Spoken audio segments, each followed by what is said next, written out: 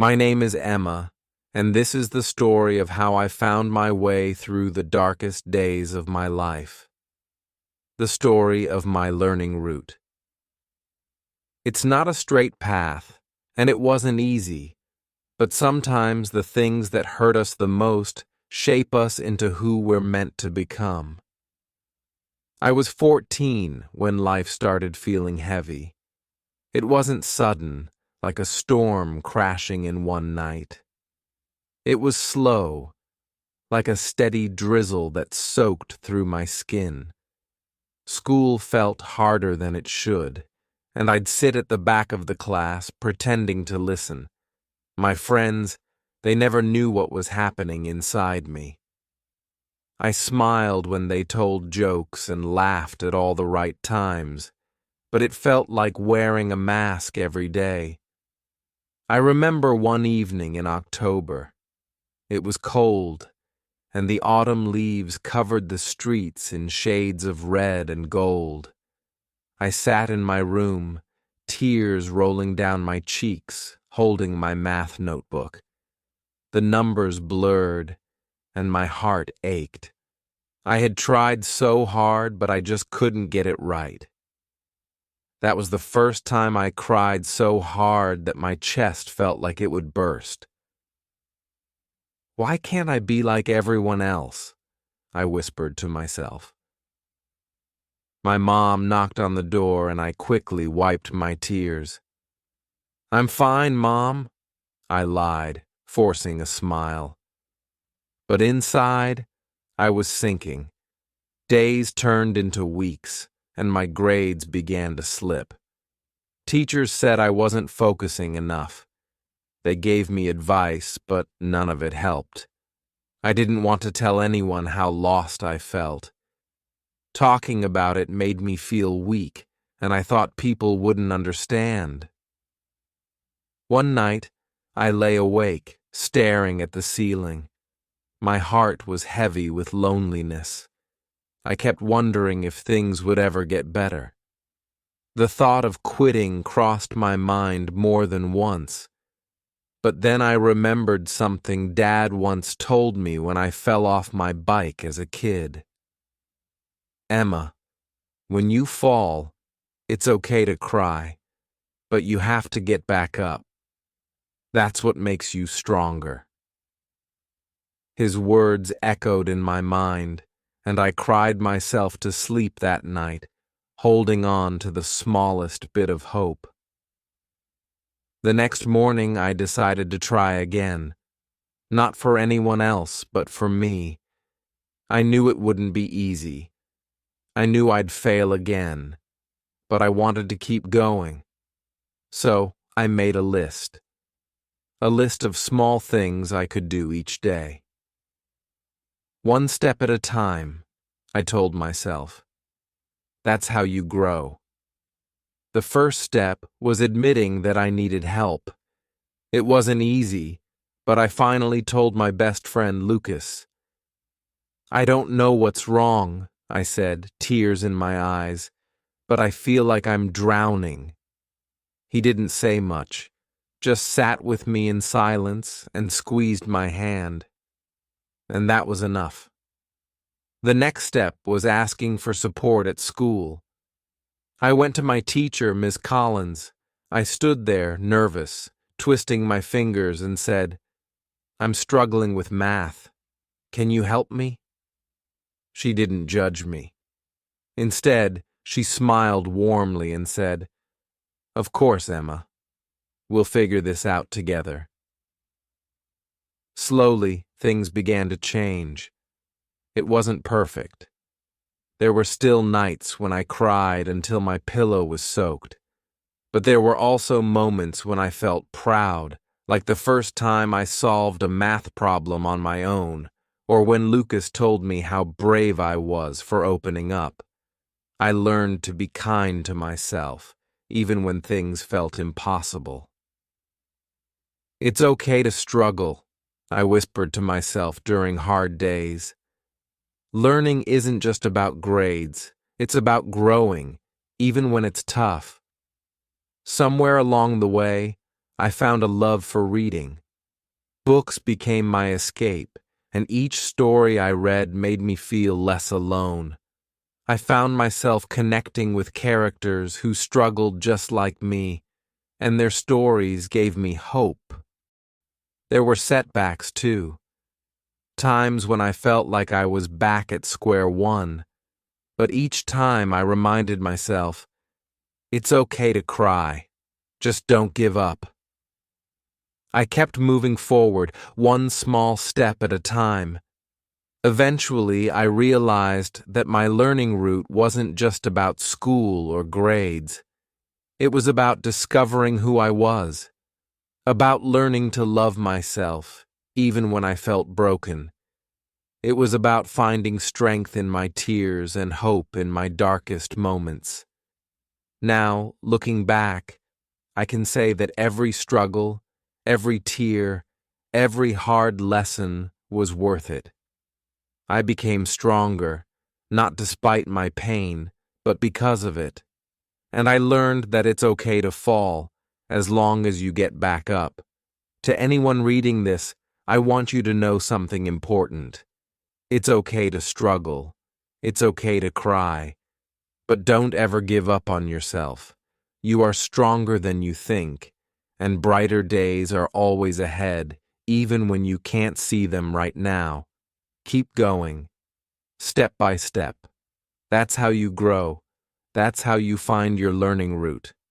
Some days still feel heavy, and that's okay. Healing doesn't mean you never feel sad again. It means you learn how to carry the sadness without it crushing you. There are mornings when I wake up feeling like the weight of the world is on my chest. But now I know how to breathe through it. I know it's just a bad day, not a bad life. Lucas stayed by my side through it all. You don't have to fix everything in one day, he'd remind me whenever I felt overwhelmed. He taught me how to appreciate small victories, like getting out of bed on tough days or finishing a single homework problem. Every little step counts. He'd say, with that goofy grin that always made me laugh, even when I didn't want to. There were also people I had to let go. Some friends didn't understand what I was going through. They thought I was just being dramatic, or that I needed to snap out of it. At first, it hurt to lose them, but I learned that not everyone is meant to stay in your life forever, and that's okay too. During one of the lowest points, I found comfort in journaling. I'd write everything down, the pain, the fears, the moments of joy, no matter how small. My journal became my safe space, a place where I could be honest without fear of judgment. Dear Diary, I'd write, today was hard. I felt like crying all day, but I didn't give up. I'm proud of myself. And slowly, those little notes of pride grew. They became reminders that I could survive even the toughest days. It was like planting seeds in my mind, seeds of hope that would sprout on brighter days. Ms. Collins also played a huge role in my journey. She wasn't just a teacher, she became a mentor. Emma, you're more than just your grades, she told me once after I failed a quiz. You're kind, creative, and resilient, and that matters far more than any test score. Those words stayed with me. It felt like she saw a part of me that I hadn't been able to see myself. One day after class, Ms. Collins asked me to help tutor a younger student named Daniel, who was struggling with math, just like I had been. I hesitated at first. I'm not smart enough to teach someone else, I told her. But she smiled and said, you don't have to be perfect to help someone. You just need to care. So, I gave it a try. Working with Daniel was challenging, but it also felt good. Seeing him slowly understand things reminded me of how far I had come, and for the first time in a long while, I felt truly proud of myself. Helping Daniel made me realize something important. Even when you're struggling, you can still be a light for someone else. Your scars can become someone else's survival guide. Over time, I learned to manage my emotions better. I found healthier ways to cope, like going for walks, painting, and listening to music. I discovered that crying wasn't a sign of weakness, but a way of releasing what my heart couldn't carry anymore. There were nights when I still cried, but they weren't like before. Now those tears felt different, less like drowning, more like healing. It was as if each tear washed away a little bit of the fear and pain. One rainy afternoon, I sat with my mom on the porch. We didn't say much, just watched the raindrops race down the glass. And then, out of nowhere, I told her everything. How lost I had felt. How hard it had been to keep going. Tears welled up in her eyes as she held me close. "I'm so proud of you, Emma," she whispered. "You've grown so much, and I love you more than words can say." In that moment, I realized that love, real, unconditional love, is the strongest thing in the world. It doesn't fix everything, but it makes the weight a little easier to bear. Now, at 16, I see life differently. I know that struggles don't define me, they shape me. I've learned that it's okay to ask for help and that it's okay not to have everything figured out. Life is a journey, not a race. And my learning route? It's still growing. Every new challenge, every setback, and every triumph adds another branch to it. If you're reading this and feeling lost, I want you to know you're not alone. It's okay to feel scared. It's okay to cry. But please, don't give up. There's a whole world waiting for you, full of beauty, hope, and love. Take it one day at a time. Celebrate the small victories, no matter how tiny they seem. Surround yourself with people who lift you up, not tear you down. And most importantly, be kind to yourself. Because just like roots growing underground, even when you can't see it, you are growing too. The journey didn't end there. Life kept testing me, but every challenge I faced taught me something new. There were still nights when I felt small and unsure, but I had tools now. Lucas's steady friendship, Miss Collins' wisdom, and the strength I discovered within myself. When I turned 17, I started volunteering at a local mental health center. It was a small place that offered support groups for teens struggling with anxiety and depression. I remember my first day there clearly. I was nervous, palms sweating, afraid I wouldn't know what to say. But when I sat in that circle, listening to others share their stories, I felt something shift inside me. Each person had their own struggles. Some were dealing with broken homes, others with academic pressure or loneliness.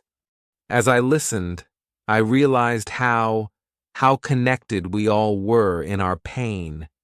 It made me feel less alone, and for the first time, I believed that my story could make a difference.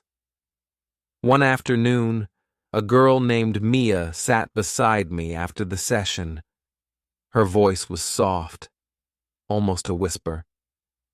"I feel like I'll never be enough," she said, her eyes filling with tears.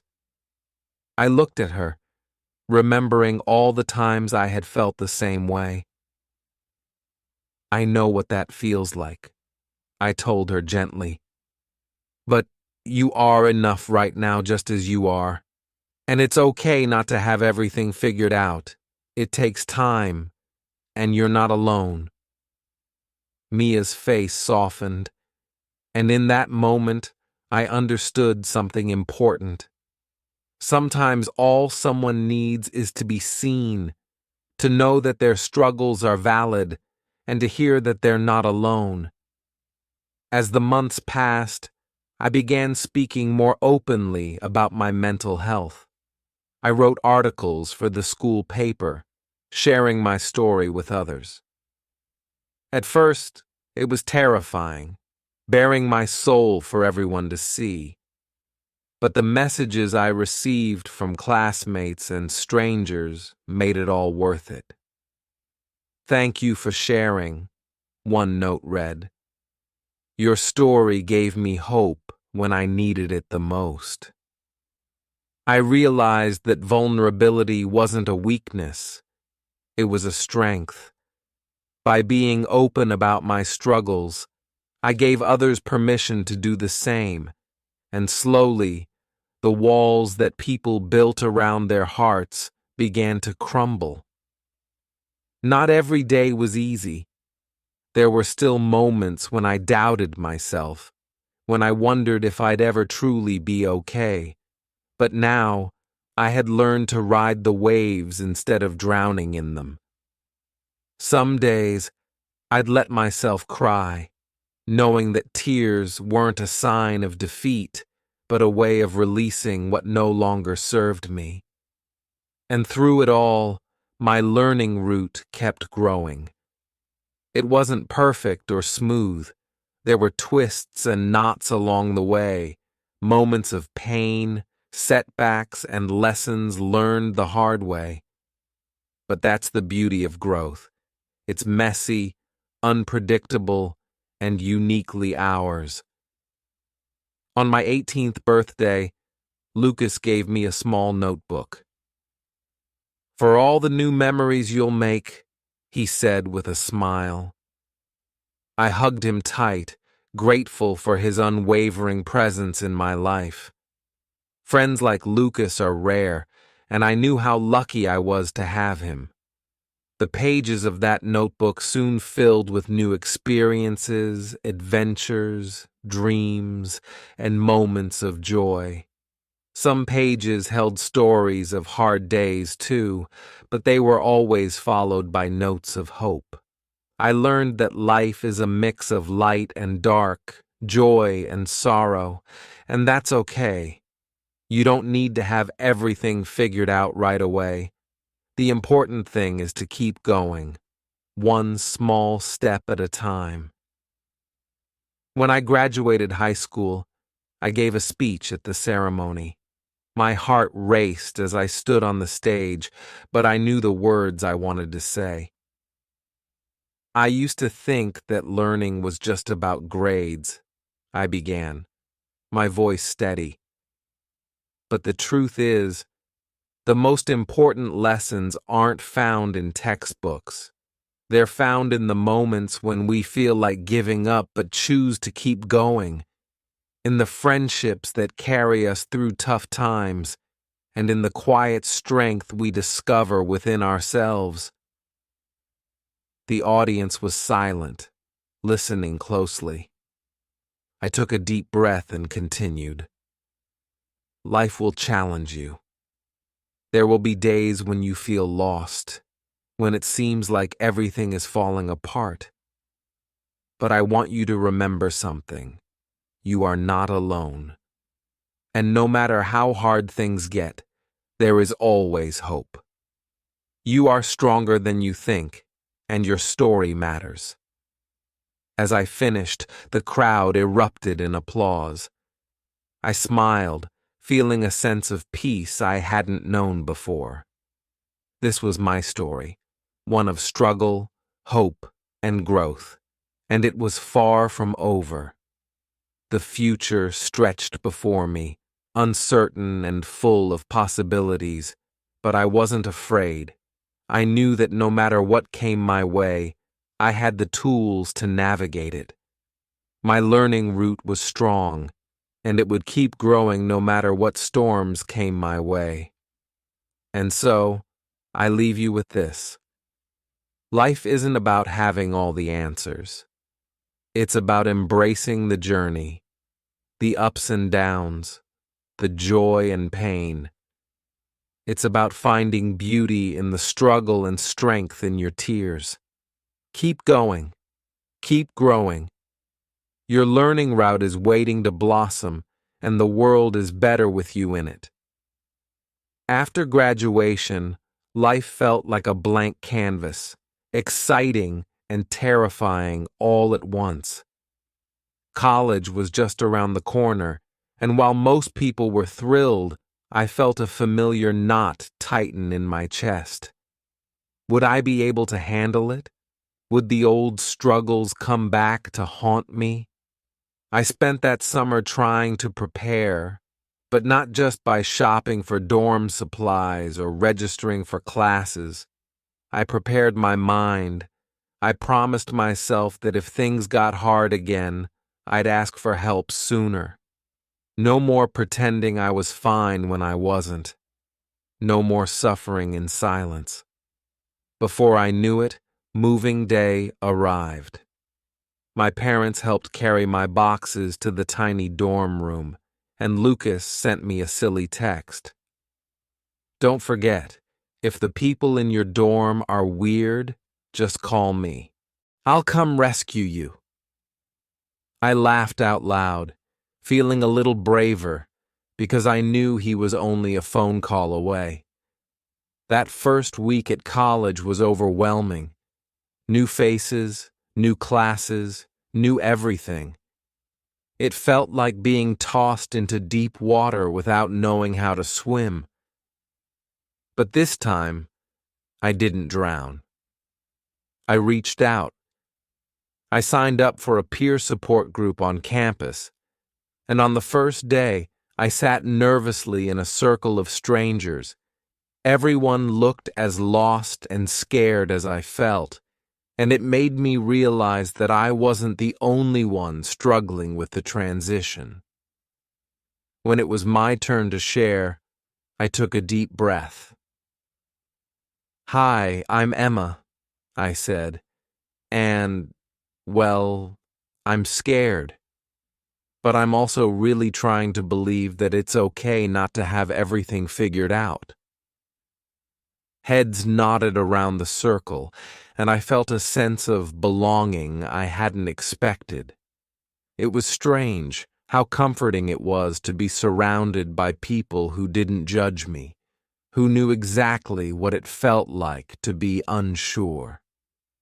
The next few weeks were full of ups and downs. There were moments when I felt like I belonged, like when I made a new friend, Sarah, during a late-night study session.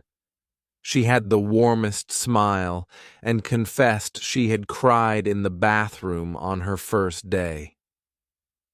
"Same," I admitted with a laugh. And just like that, a new friendship began. But there were also nights when everything felt too much. I'd sit on my bed, staring out the window, wondering if I was cut out for this new life. I missed home. I missed the comfort of familiar routines. One of those nights, I called Lucas. The moment I heard his voice, I broke down. "I don't know if I can do this, Lucas," I whispered, tears streaming down my face. He was quiet for a moment, then said softly, "Emma, you don't have to be perfect. Just keep going, even when it feels hard. One step at a time, remember?" And so, I kept going. Some days were still hard, but I learned to celebrate the small victories. Getting out of bed on tough mornings, passing a quiz I thought I'd fail, or even just finding time to take care of myself. It all mattered. As the semester passed, I discovered new passions. I took a psychology class that opened my eyes to the importance of mental health, and suddenly, everything clicked. I wanted to help people, the way Ms. Collins, Lucas, and the support group had helped me.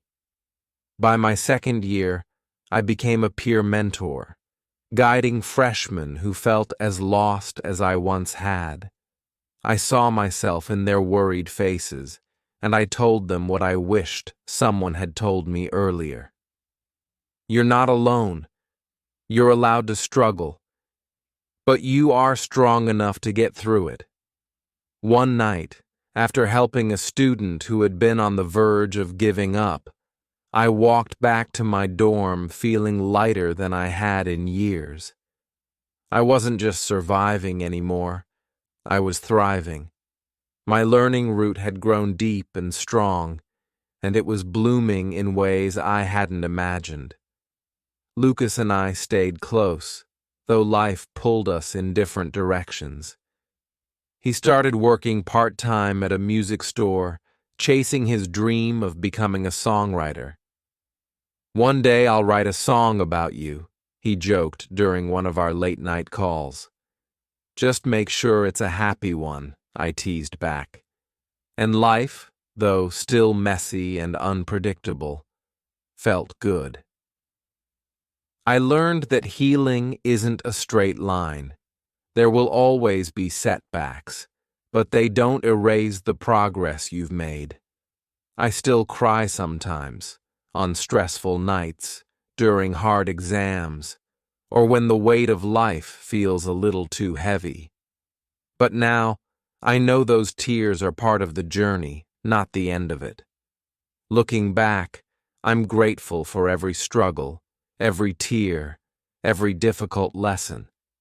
They shaped me into someone I'm proud to be.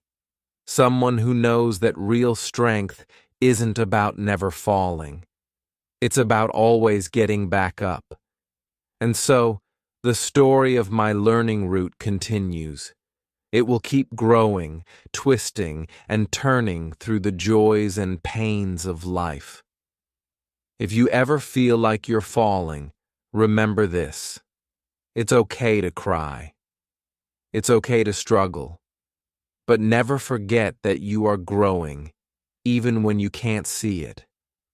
One step, one day, one moment at a time. You'll find your way. And when you do, you'll see just how strong you've become.